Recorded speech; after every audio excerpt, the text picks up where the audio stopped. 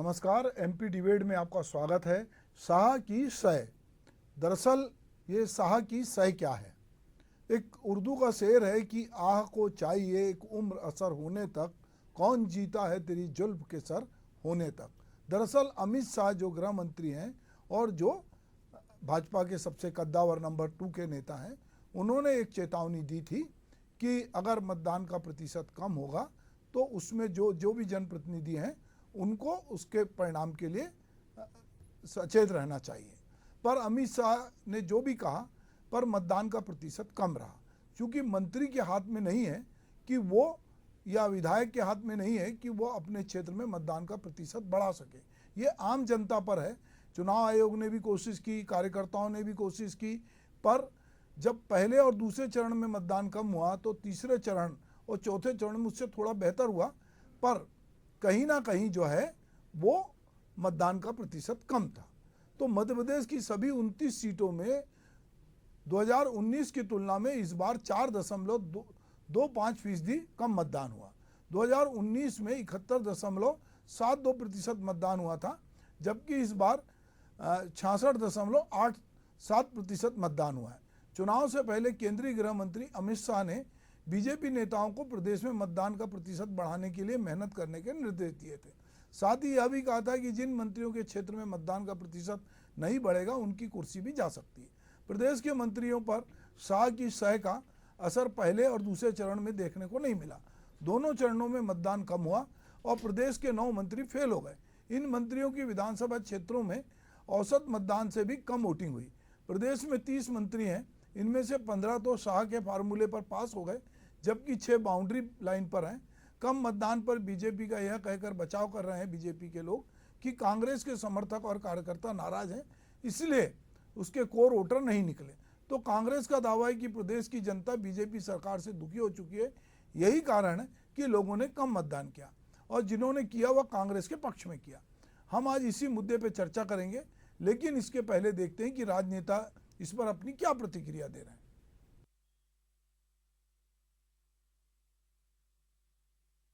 मुझे लगता है जो भी मतदान कम हुआ है वो कांग्रेस का कोर वोटर है, वो नहीं निकला है। क्योंकि कांग्रेस की जो नीतियां रही हैं वो सनातन विरोधी नीतियां रही हैं, रामद्रोही नीतियां रही हैं, शक्ति से लड़ने का काम, और महिला माताओं और बहनों में चाशनी और रस ढूंढने वाले जो जीतू पटवारी जी हैं उनके कुचक्र के कारण है, उनका कुप्रबंधन है।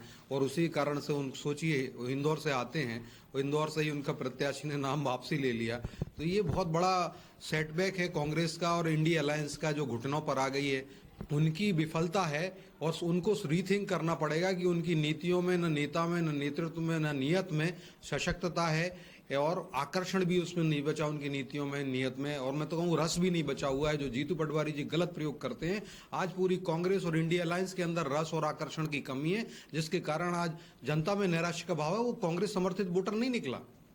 देखिए, मध्य प्रदेश के अंदर जो सपने भारतीय जनता पार्टी ने बुने थे, 370 वोट हर बूथ पे बढ़ाएंगे, एक उन्होंने नारा दिया था, लेकिन उनके हाथ पांव फूल गए। अमित शाह को भोपाल आना पड़ा। भोपाल आकर उन्होंने अपने मंत्रिपरिषद के मंत्रियों को और विधायकों को ये उनको कहना पड़ा कि अपने अपने क्षेत्र में वोटिंग देखें। लेकिन उसके बाद में भी भारतीय जनता पार्टी की जो 10 साल के कार्यकाल है, उससे कहीं ना कहीं जनता दुखी थी। जो गारंटी पिछले विधानसभा चुनाव में भारतीय जनता पार्टी ने दी थी, 3,000 रुपये बहनाओं को देना, 27 रुपये कुंटल गेहूं का, 450 रुपये धान का, 450 रुपये गैस की टंकी का, ये तमाम चीज़ें जब नहीं हुई तो जनता में भारतीय जनता पार्टी के प्रति रुझान नहीं था, और उनके जो वोटर थे वो निकल कर नहीं आ पाए। अब भारतीय जनता पार्टी अपने मंत्रियों को, अपने विधायकों के साथ क्या करते हैं ये तो उनका निर्णय है, लेकिन मैं तो ये मानता हूँ कि भारतीय जनता पार्टी जो कहती वो करती नहीं है। तो कांग्रेस के लोग चुटकी ले रहे हैं कि भाजपा जो कहती है वो करती नहीं। दरअसल वो चाहते हैं कि जिनके क्षेत्र में मतदान कम हुआ है, और जब रिजल्ट आएगा और यदि विपरीत स्थितियां बनती हैं, जो 370 हर बूथ से वोट बढ़ाने की बात थी, उसका अगर प्रतिफल नहीं मिलता है और खुदा ना खास्ता वहाँ से बीजेपी का कैंडिडेट कुछ कम मतों से हार जाता है, तो ये ठीकरा निश्चित रूप से मंत्रियों पर, जो मंत्री हैं उन पर फूट सकता है। हम इसी के लिए बात करने यहाँ एकत्र हैं, और हमारे साथ प्रियंका दुबे जी, भाजपा की प्रवक्ता, उनका स्वागत है। मेरे साथ रवि वर्मा जी हैं, कांग्रेस के प्रवक्ता, उनका भी स्वागत है। और मेरे सहयोगी राकेश हैं, हम उनका भी स्वागत करते हैं। तो सबसे पहले प्रियंका जी, चूंकि बात भाजपा की है और अमित शाह जी ने चेतावनी भी दी थी कि आप वोट का परसेंटेज बढ़ाइए, बावजूद इसके वोट का परसेंटेज नहीं बढ़ा। अब उसमें ऐसा भी नहीं है कि जनप्रतिनिधियों ने कोशिश नहीं की होगी, चुनाव आयोग ने कोशिश नहीं की, पर वोट परसेंटेज नहीं बढ़ा। अब नहीं बढ़ा तो उसके बहुत सारे कारण हैं। एक कारण, जैसा कि अभी बीजेपी के साथी कह रहे थे, कि सब कांग्रेस की से लोग निराश थे और उनका नेतृत्व ऐसा नहीं है और उनका जो कोर मतदाता वो निकला नहीं। जबकि दूसरी तरफ कांग्रेस के लोग कह रहे हैं कि आपकी गारंटी ने काम नहीं किया और जिस तरह से आप जिस तरह का हाइप क्रिएट कर रहे थे कि अब की बार 400 पार या हर बूथ पे 370 और मोदी जी का जादू सर चढ़ के बोलेगा, तो यदि जादू सर चढ़ के बोल रहा था तो मतदाता को भी घर से निकलना चाहिए था और निकल कर उसको वोट देना चाहिए था। अब ये तय होगा, वोट पेटी खुलेगी कि भाई कोई निकला नहीं निकला, पर अभी फिलहाल चर्चा में ये है कि वोट परसेंटेज कम हुआ है और बीजेपी के लोग उस तरह से लोगों को नहीं निकाल पाए। जी प्रियंका जी। नमस्कार। अगर हम बात करें चुनाव प्रबंध, हमारे को नेतृत्व माननीय विधानसभा हो या ये वाला हमारा लोकसभा इलेक्शन रहा हो, केंद्र के नेतृत्व में और उनकी बनाई हुई योजनाओं के माध्यम से हम लोगों ने हमेशा चुनाव के लिए सक्रियता अपनी रखी है। अगर हम बात करें समय समय पर हमारे पास में जो नीति निर्देश वहां से आते रहे केंद्र से, और वो प्रदेश स्तर पर जिस तरीके से प्रबंधन टोली ने उसको संचालित किया, तो अगर हम कहें सबसे पहले लाभार्थी बंधन अभियान के माध्यम से बात करें, जिसमें हमने अलग अलग हितग्राहियों से संपर्क स्थापित किए थे। इसके बाद अगर हम बात करें गांव चलो अभियान के चलते ग्रामीण अंचल तक हमारे कार्यकर्ता गया और रात्रि विश्राम करके वहां उनके बीच में रहा और वहां के फीडबैक लिए, उसकी अगर हम बात करें, या चुनाव के पहले जो आखिरी अभियान हमारा चलता रहा था बूथ विजय संकल्प अभियान, उसके माध्यम से भी लोगों के बीच में जाकर के जिस तरह से संपर्क स्थापित किया गया और उनका जो फीडबैक निकल करके आया, और कार्यकर्ता जिस प्रकार से सतत अपने फीडबैक भी और अपने संगठन एक के ऊपर भी अपनी गतिविधियों को भी अपलोड करता रहा है, तो ये सुनिश्चित हो जाता है कि हमारा कार्यकर्ता आज भी, और जिस दिन मतदान हो रहा था तो जागरण टोलियों का गठन किया गया था और जागरण टोलियां सुबह से सबको जगा करके मतदान केंद्र तक ले जा करके अपना मतदान करवा रही थी। तो जो वोटिंग हुआ है वो निश्चित तौर पे हमारी विजय को सुनिश्चित करता है। और जो कम हुआ है उसमें अगर हम बात वास्तविकता कहें, उसके कई फैक्टर्स, जैसे आपने कहा बिल्कुल सही है। एक फैक्टर जिसमें हम ये भी कह सकते हैं कि कई बार वोटर मूवमेंट कर जाता है और जहां उसका स्थायी निवास है बताया गया है वहां वो नहीं रहता और रोजगार के चलते वो दूसरे स्थान पर जाकर के अपना रहना शुरू कर देता है। या फिर हम कह सकते हैं कि कई बार ऐसा भी देखा गया है कि शादी वगैरह के चलते कई बार लोग घर पे ही नहीं थे, उस समय शादियों कुछ ज्यादा थी, वो भी थे। और मतदान जो कि दोनों पक्ष में होता है, लोकतांत्रिक व्यवस्था है, तो ये बिल्कुल सकते हैं कि पक्ष और विपक्ष दोनों को वोट जाता है। पर जिस प्रकार की भगदड़ देखी जा सकती है विपक्ष के अंदर, कोई कार्यकर्ता के अंदर भी एक जो मानस निश्चित और एक तरीके से संशय से भरा हो सकता है, तो उतने मन से कार्यकर्ता काम नहीं करता। तो ये बात बिल्कुल सही है कि कांग्रेस पार्टी को इस प्रकार से मंथन करना चाहिए। वो किस प्रकार से कहते हैं कि उन्हें सीट्स आ रही है और वो जीत रही है, तो बहुत ही हास्यास्पद हो जाता है। परंतु जो भगदड़ हमने देखी, चाहे सागर में हो, चाहे दमोह में हो, चाहे मुरैना साइड हो, चाहे किसी भी अंचल पे आप पकड़ के किसी भी जिले पे आप उठा के देख लीजिए, जिस प्रकार से जीतू पटवारी जी का नाम हम बदल करके तो हारू पटवारी कर देना चाहिए, क्योंकि इतने विफल प्रदेश अध्यक्ष कोई भी नहीं रहे होंगे जिनके शासनकाल में इतना अधिक दल बदल हुआ होगा और जिन्होंने इतने ज्यादा मतलब पार्टी के अध्यक्ष बनने से पहले ही जिन्होंने ये कह दिया हो कि ये पार्टी गई तेल लेने, आप तो मुझे देखिए, और वो खुद ही अपने कार्य जिनकी खुद की विधायी क्षेत्र में वो असफल रहे हो। तो एक असफल और एक असक्षम और एक नेतृत्व विहीन कांग्रेस जिस तरीके से इस समय प्रकट हुई है, तो उनके प्रति वोटर का विश्वास जताना असंभव है और इस कारण ही मतदान का प्रतिशत बहुत गिर भी गया है। अगर हम कहें तो जिस प्रकार से जो मतदान निकल के आया है वो भारतीय जनता पार्टी के कार्यकर्ता की मेहनत है और निश्चित ही उनके सीट के ऊपर हम लोग अपना कमल खिलाएंगे। जी जी। तो प्रियंका जी कह रहे हैं कि कमल खिलेगा। रवि वर्मा जी, आप ये मानते हैं कि जो वोटों का परसेंटेज कम हुआ तो बीजेपी से लोगों का मोह भंग हुआ, ऐसा आपका मानना है? और आपको लगता है कि ये जो वोट का परसेंटेज कम हुआ है वो निश्चित रूप से कांग्रेस के पक्ष में होगा और बीजेपी का परंपरागत जो मतदाता है उस तरह से नहीं निकला, पर कांग्रेस के लोग निकले। बीजेपी इसके उलट बात कह रही है। तो क्या लगता है आपको, जिन क्षेत्रों में अमित शाह जी ने ठीक है कि अपने मंत्रियों से कहा कि वोट का परसेंटेज बढ़ना चाहिए, बीजेपी ने अपने ओर से कोशिश की, आपने ऐसा किया कि आपको ऐसे कॉन्फिडेंस क्यों है कि ये जो वोट कम हुआ है और जो निकला है वो आपके पक्ष में और जो नहीं निकला वो बीजेपी पक्ष में? ऐसा कोई आपने सर्वे कराया या आपको कोई पूर्वानुमान हुआ या लोगों ने आपको बताया? कहाँ से आपके पास ऐसा फीडबैक आया? रवि जी। सुभाष जी, जो है अमित शाह जी की बात से स्पष्ट हो गया था कि भारतीय जनता पार्टी मध्य प्रदेश के अंदर आप जनता में अपना भरोसा पूर्ण रूप से खो चुकी है, क्योंकि अमित शाह जी भली बात इस बात को जानते हैं। वो एक बड़े दर्जे के नेता हैं, भारतीय जनता पार्टी में गृह मंत्री हैं, तो इंटेलिजेंस की रिपोर्ट रही होगी कि भारतीय जनता पार्टी मध्य प्रदेश में अविश्वसनीय हो चुकी है। इस बात से हो चुकी है क्योंकि मोदी की जो गारंटी थी, आज वो सबसे बड़ा इस देश में मतदाताओं के साथ धोखा साबित हुई है, जिससे मध्य प्रदेश अछूता नहीं है। क्योंकि मध्य प्रदेश लगातार आए भारतीय जनता पार्टी के नेता लगातार कहते रहे कि मोदी की गारंटी है 450 का सिलेंडर दिया जाएगा, जो कहीं नहीं मिला मध्य प्रदेश में, ढूंढने से क्या देश में कहीं नहीं मिला। जो इन्होंने धान की फसल का तय किया था कि किसानों की 3100 रुपए की खरीदी की जाएगी, जो कहीं नहीं हुई। युवाओं को जो 2 करोड़ रोजगार देने की बात थी, वो कहीं रोजगार नहीं मिला। तो मोदी की गारंटी मध्य प्रदेश ही नहीं देश के मतदाताओं के साथ सबसे बड़ा धोखा साबित हुई है। जिस बात को अमित शाह जी भाग गए थे, तो आज शाह को शान ही शाह को मात देने की अगर किसी ने हिम्मत की है तो सबसे पहले भारतीय जनता पार्टी के उन मंत्रियों ने की है, क्योंकि उन मंत्रियों के क्षेत्र में जो है मतदान प्रतिशत कम हुआ है। इनके पूर्व प्रदेश अध्यक्ष की लोकसभा और इनके राष्ट्रीय अध्यक्ष की ससुराल जबलपुर, वे अपनी लोकसभा में भी नहीं बचा पाए। मतदान प्रतिशत इतना कम हुआ कि ये पन्ना प्रमुख, त्रिदेव, मेरा बूथ, इसका बूथ, तमाम तरह की जो योजनाएं चला रहे थे, 370 वोट डालने की बात कर रहे थे, तो वो तो उस हिसाब से तो इनका जो है मतदान प्रतिशत बड़ा होना चाहिए था इनकी लोकसभा में, जो सबसे कम और निचले स्तर पे हुआ है। तो ये शाह को मात देने की पूरी मध्य प्रदेश भाजपा की कोशिश है। ये लगातार जो है प्रियंका जी कसीदे गढ़ रही, इन कसीदों का कुछ मायने नहीं रह जाता है, क्योंकि मध्य प्रदेश की बहना खुद कह रही थी कि कमल का फूल क्या मेरी इतनी बड़ी भूल कि जो सिलेंडर में 450 का मनमोहन जी की सरकार में खरीदती थी, आज वो 1100 का सिलेंडर क्यों खरीदना पड़ रहा है और भारतीय जनता पार्टी को लोग क्यों वोट दें। तो स्पष्ट रूप से ये चर्चा आज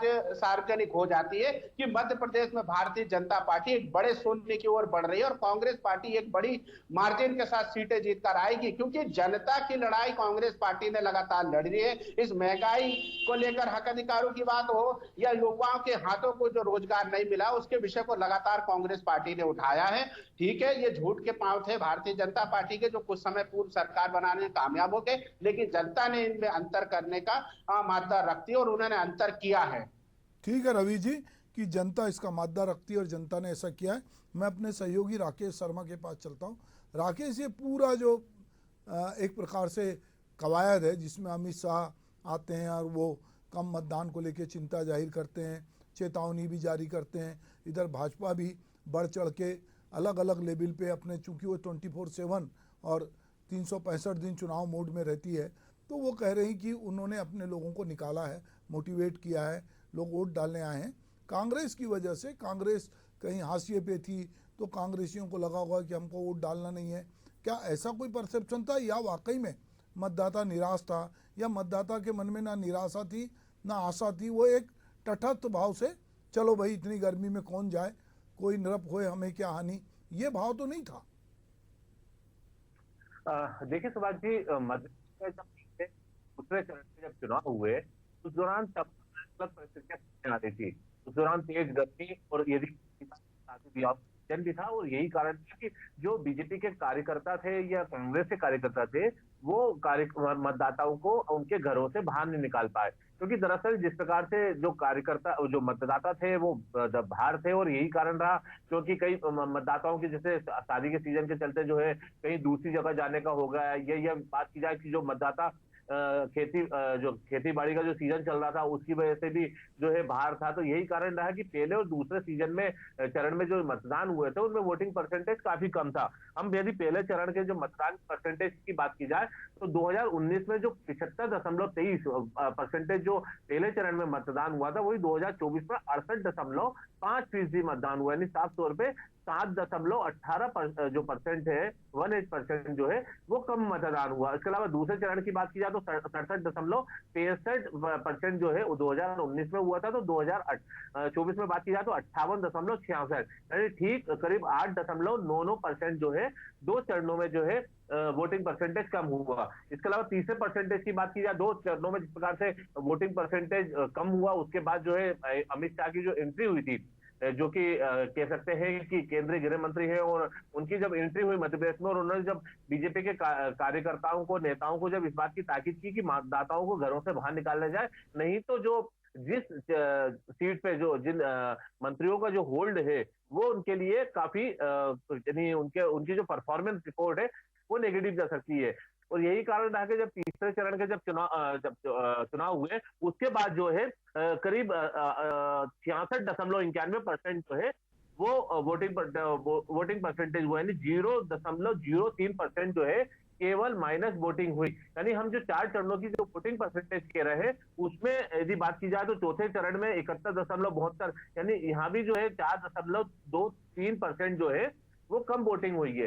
तो कह सकते हैं कि 2 चरण के बाद अमित शाह की एंट्री और उसके बाद जो है कार्यकर्ता जो सक्रिय हुए, उसको जो है यहाँ पे माना जा सकता है कि उसके बाद मतदाताओं को घर से बाहर निकालने की कवायद हुई। लेकिन चौथे चरण में जब इंदौर की बात की जाए तो यहाँ पर इंदौर में भी कम वोटिंग परसेंटेज जो सामने निकल के आया, और कारण उसके जो है अलग अलग कारण निकाले जा सकते हैं। देखिए, इंदौर में जिस प्रकार से कांग्रेस का प्रत्याशी नहीं था, लोगों का मानना था कि जो कांग्रेस का जो कोर वोटर है वो क्यों जाके अपने वहां पे जाके मतदान करे। वही देखिए, बात बार बार वही निकल के सामने आ रही है कि कांग्रेस का जो कोर वोटर था वो नहीं निकला है चौथे चरण के चुनाव में, और यही कारण रहा कि वोटिंग परसेंटेज कम रहे। लेकिन अब यदि मंत्री स्तर की बात की जाए तो कई मंत्री ऐसे हैं जिनके जो विधानसभा क्षेत्र है वहां पर काफी कम वोटिंग परसेंटेज सामने आया है। जी, तो जिन मंत्रियों के विधानसभा क्षेत्र में वोटिंग कम हुई है, तो रिजल्ट के बाद प्रियंका जी क्या ऐसा लगता है कि जैसे अमित शाह जी ने कहा, और भाजपा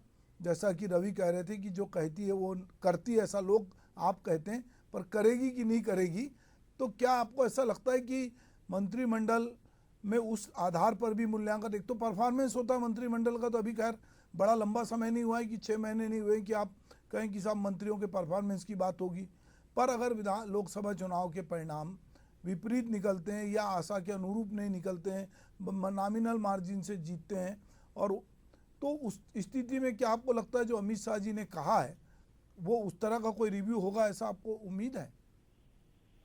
देखिए, भारतीय जनता पार्टी का अगर हम बात करें तो कार्यकर्ता से लेकर के अगर हम बात करते राष्ट्रीय अध्यक्ष हो, चाहे माननीय गृह मंत्री जी हो, चाहे प्रधानमंत्री जी हो, वो अपनी पूरी लगन के साथ में और जो कहते हैं वो करते हैं। और हमेशा इसके कई उदाहरण देखे गए हैं। चाहे अगर हमारे मैनिफेस्टो को उठा करके देख लीजिए तो जो गारंटी मोदी जी ने दी थी उससे कई गुना ज्यादा आज स्थिति में भारत बहुत आगे पहुंच भी चुका है। और इसका सबसे बड़ा प्रमाण हो जाता है कि अभी से उन्हें G7 के लिए निमंत्रण आने भी शुरू हो चुके हैं, जो कि लगभग जून में होने वाला है G7 समिट, तो उसमें भी मोदी जी को निमंत्रण अभी से मिलना शुरू हो चुका है। यानी देश ही नहीं विदेश ने भी मान लिया है कि वो पुनः अपनी सरकार बना रहे हैं और हमारा नेतृत्व करेंगे। तो इसकी चिंता हमें कतई नहीं है कि ऐसा कुछ होगा या जिसमें हम कह सकते हैं कि कहीं से भी हमें कोई हार का मुंह देखना पड़ेगा। चिंतन मनन वो लोग करें जो निष्क्रिय होकर के पूरे चुनाव में सिवाय तनातनी की राजनीति करते रहे और एक दूसरे के ऊपर आरोप प्रत्यारोप करते रहे हैं। तो ये हमारे लिए तो नहीं, लेकिन वरन उनके लिए विचार का विषय जरूर हो जाना चाहिए जो पूरे चुनाव में भी नदारद रहे, पोलिंग बूथ के ऊपर एजेंट नहीं ढूंढ पाए, अपने लिए प्रत्याशी नहीं ढूंढ पाए, प्रस्तावक नहीं ढूंढ पाए।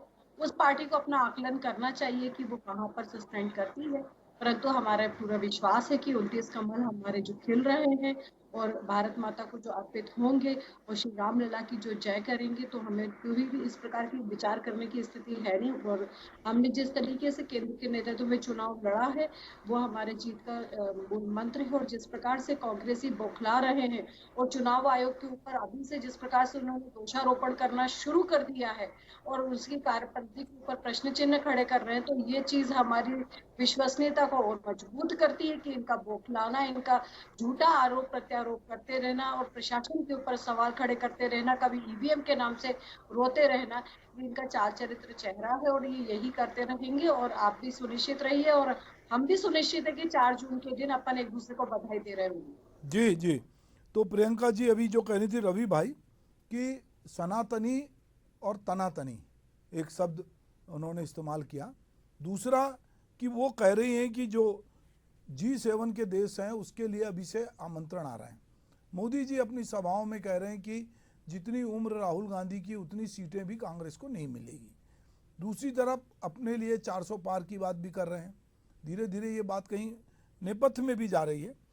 दूसरा ये कह रहे हैं कि आप लोग निष्क्रिय हैं, आपके लोग इंदौर में आपका कैंडिडेट छोड़ के चला जाता है, आपके बहुत सारे लोग नहीं हैं, इसीलिए कांग्रेस की निष्क्रियता ही जो वोट का परसेंटेज कम होने का कारण है।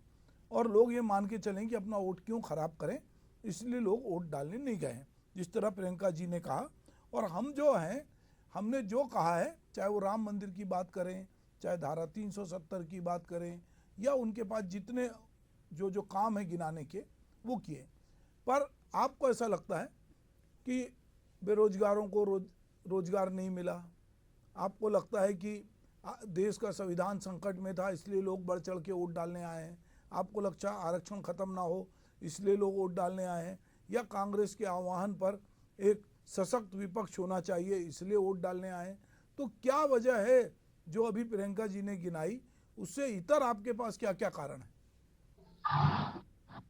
जी सुभाष जी, निश्चित तौर पर प्रियंका जी दरअसल भूतो न भविष्यति तरह की चर्चाएं कर रही हैं। उनकी आज की चर्चा से कहीं भी उनके सवालों का कोई वास्ता नहीं है, क्योंकि जिस तरीके से आपने इंदौर की घटना का चर्चा में शामिल किया उस बात को, तो बात बड़ी स्पष्ट है कि कौन लोग हैं संविधान को नहीं मानते हैं, कौन लोग हैं जो लोकतंत्र के हिसाब से चलना नहीं चाहते हैं, कौन लोग अपनी गाड़ी में अच्छे बम को बिठा के ले जाते हैं, इस्तीफे करवाते हैं, टिकट वापसी करवाते हैं। तो ये सबने देखा है कि सूरत में किस तरीके से पर्चे तक नहीं भरने दिए लोगों को।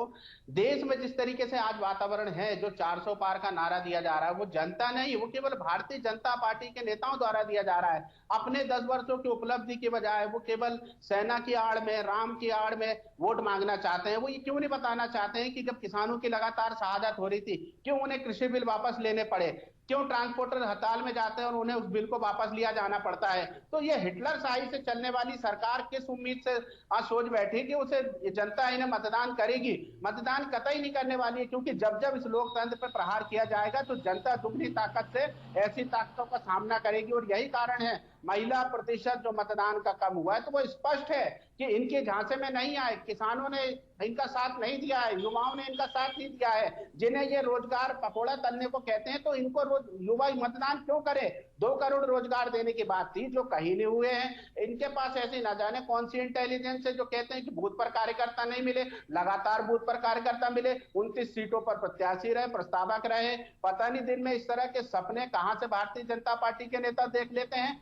कोई बड़ी बात नहीं है, 4 जून बहुत नजदीक है और आने वाली है, लेकिन मोदी जी जिस तरह की चर्चा कर रहे हैं वो कम से कम देश के प्रधानमंत्री को शोभा नहीं देता है। विपक्ष के नेता के विषय में इस तरह की अगर वो चर्चा कर रहे हैं तो वो कहीं ना कहीं अपने 10 साल की उपलब्धियों से पल्ला झाड़ रहे हैं। उनके पास आज कहने और बताने के लिए कुछ नहीं है कि उन्होंने किस कुछ किया है। केवल धर्म की आड़ में, समाजों की आड़ में राजनीति करना, देश में बेमनस्ता फैलाना के प्रधानमंत्री ने अपनी साख को गिराने का आज कार्य किया है।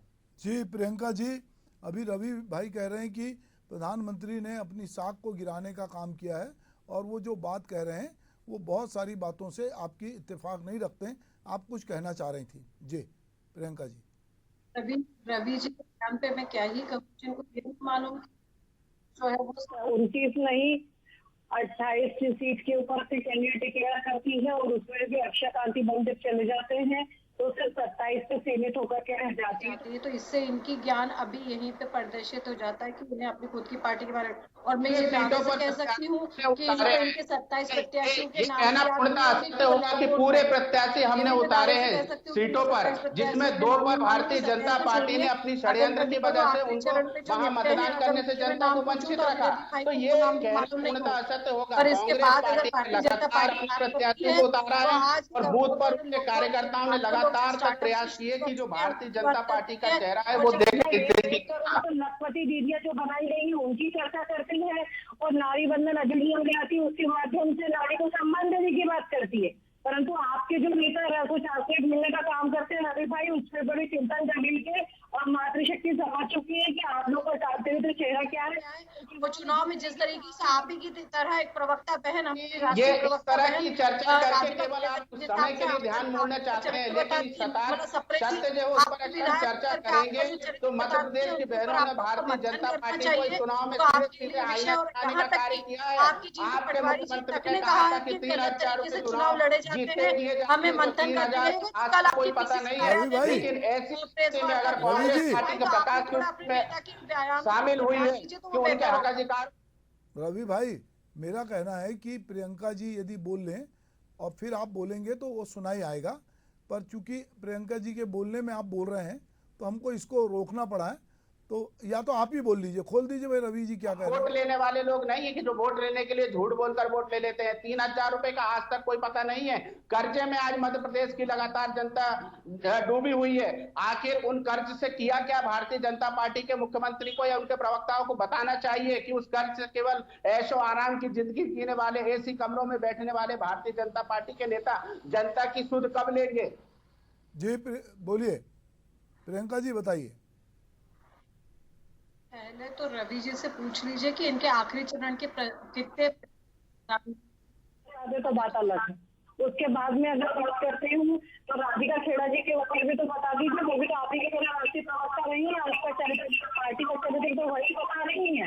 तो जयमला सप्ताह में भी आकर के आपसे, तो ये जिस तरीके का आपको चालचरित्र चेहरा दिख रहा है कि आप लोग किस तरह से महिलाओं को बस शराब परोसते हैं, और ये तो कमलनाथ जी ने खुद भी अपने सरकार में किया था, महिलाओं को हल्के खोलने की परमिशन दे रहे थे। तो आप लोग जिस तरीके के जो नारे, मुझे लगता है, देखिए मैं ये मानता हूँ कि प्रियंका जी और रवि जी, मेरा ये मानना है कि जो बात एक दूसरे पे वोट परसेंटेज कम होने की बात करके हम लोग जो बात कर रहे थे, वो कहीं घूम फिर के वो पुरानी चीज़ों पे जाती है जिसके बारे में अभी ये इस्टेब्लिश नहीं हुआ है कि वाकई में घटना क्या हुई थी। कांग्रेस ने जिस तरह से जांच कराई और जो भी बातचीत हुई उसमें कांग्रेस का अपना आरोप है, दूसरे पक्ष का अपना आरोप है। इसीलिए हम उस मुद्दे पे बात ना करें। हम ये बात कर रहे थे कि मध्य प्रदेश में जो वोटिंग परसेंटेज कम हुआ है, क्या उससे मंत्रियों के को हटाया जा सकता है, उनको बदला जा सकता है, मंत्रिमंडल में फेरबदल हो सकता है। तो मैं अंतिम के लिए हमारे सहयोगी राकेश के पास चलता हूं। राकेश, संक्षेप में अपनी बात रखें। देखिए, बिल्कुल निश्चित तौर पे आपने शिवाजी जो बात कही है कि जो मंत्रियों का जो परफॉर्मेंस रिपोर्ट है, यदि बात की जाए तो देखिए मेरे पास जो अभी कुछ आंकड़े हैं और जिनमें ये साफ जाहिर होता है कि किन किन मंत्रियों के यहाँ जो वोटिंग परसेंटेज है वो कम हुआ है। तो यदि बात की जाए तो रतलाम लोकसभा सीट जो है वहां से नागर सिंह चौहान वर्तमान में वन मंत्री हैं।